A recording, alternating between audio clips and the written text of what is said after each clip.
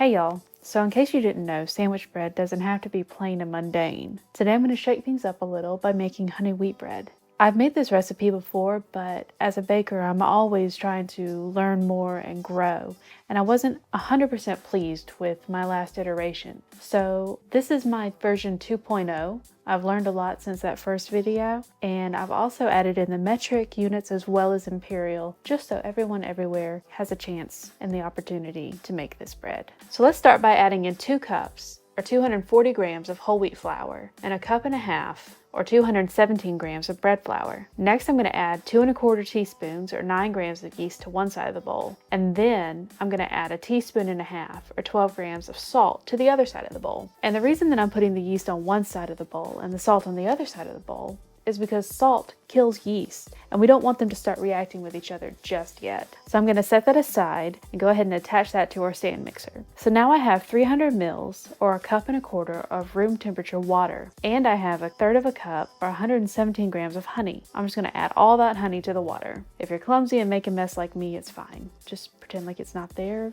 and move on. Next, I'm going to add 2 tablespoons, or 27 grams of melted unsalted butter. Give it a good stir until everything comes together. Next, I'm going to take a whisk and give the dry ingredients a quick mix. Alright, now attach your dough hook and set your stand mixer to stir, or the lowest speed you can. Next, slowly start adding in the water, honey, and butter mixture. As you can see, all the dry flour is getting picked up slowly. Be patient with it, as you may not need to use all the water. Even though right now it looks very dry, a little bit of water goes a long way. As you can see, it's all starting to get picked up. I can hear the motor giving me a little bit of resistance, which tells me that it's working a bit too hard, which in turn tells me that I need to add a bit more water. Or not. I won't add any more liquids to the flour because it's already looking pretty wet. This is really important when making bread. Paying attention to the look and feel of the dough, and knowing when there is too little, too much, or just enough liquids. As long as all the dry flour gets picked up, we're golden. Now that all the dry flour has been picked up, I'm going to raise the speed to 4 or medium-low and let it knead for 8 minutes. After 8 minutes, I'm going to do the window pane test to see if I can see the light through the dough. It looks very smooth and soft right now, but I have a sneaking suspicion that when I check it, I will need to give it another minute or 2. Real quick, if you've enjoyed the bread baking so far, please consider giving this video a like. Alright, it's been 8 minutes, so let's check it. This is a window pane test. If you can see light through it when it's stretched, it's ready. So let's get this dough off the hook and into the proving bowl. It looks super duper sticky right now, but it's not. So I'm just going to spray down the bowl with some cooking spray and then put a little bit on my hands to keep the dough from sticking. Just plop the whole thing down into the bowl, and then what I'm going to do is gather it all up and kind of pinch it together. As I'm doing this, I'm creating a bottom and flipping it over so the top has been coated in cooking spray. And in case you're wondering, yes, this bowl is heavier than you think. Alright, so I'm going to cover it with some plastic wrap, and I'm going to let it proof for about 2 hours until it's doubled in size and nice and puffy. So it's been about 2 hours and our bread has proofed nicely. The first proof is actually called bulk fermentation, which is hard to say 3 times fast. This is when the dough gets the majority of its rise, and when the yeast is going to do its hardest work. Let's go ahead and uncover this guy, and I'm going to set the plastic wrap to the side so we can reuse it later. I'm going to go ahead and spray down my loaf pan with plain old cooking spray. Set the pan to the side, and then I'm going to prep the work area. To prevent sticking during the next step, I'm going to sprinkle some whole wheat flour. A little goes a long way here. We don't want too much because that can add additional flour to the dough, which can make it tougher than I want it to be. So now what I'm going to do is gently deflate the dough. It's got lots of big air pockets, but we don't need all of them. And now what I'm going to do is I'm going to take it and I'm going to turn it out. Don't be alarmed at the weight. It's heavier than it looks.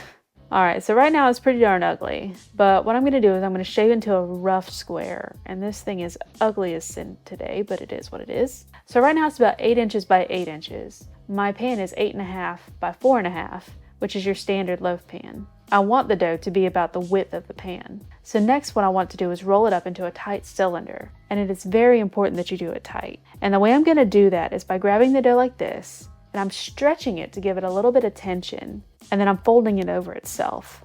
You want to keep it nice and even all the way down. Pull and fold, reshaping as needed, pull and fold. Alright, so now we have this loaf of bread. We want it to be even all the way down. And now I'm going to kind of roll it because over here on the bottom we have kind of a seam. And this dough is pretty sticky so that it kind of seals itself pretty well. So I'm just going to flip it back over and shape it into the shape I want. And now very gently I'm going to pick up the bread and put it in the pan. And I'm going to kind of push it down into the corners of the pan because that helps it grow and it gives you those really nice sharp edges that we want.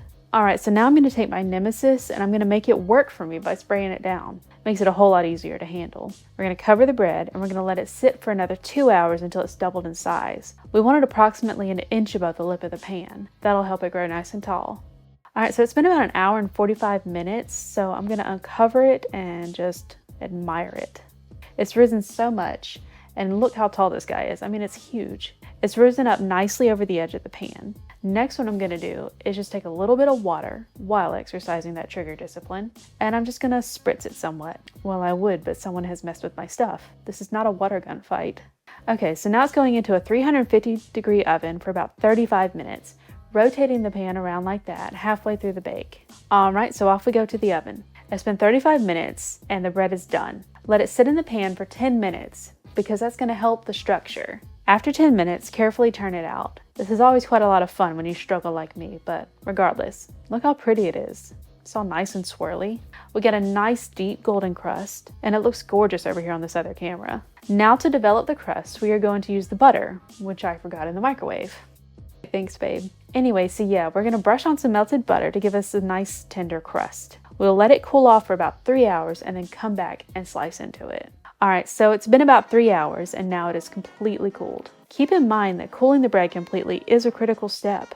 If you get impatient and cut into it too early, it could cause the bread to go stale faster. With a good bread knife in hand, let's check out our hard work.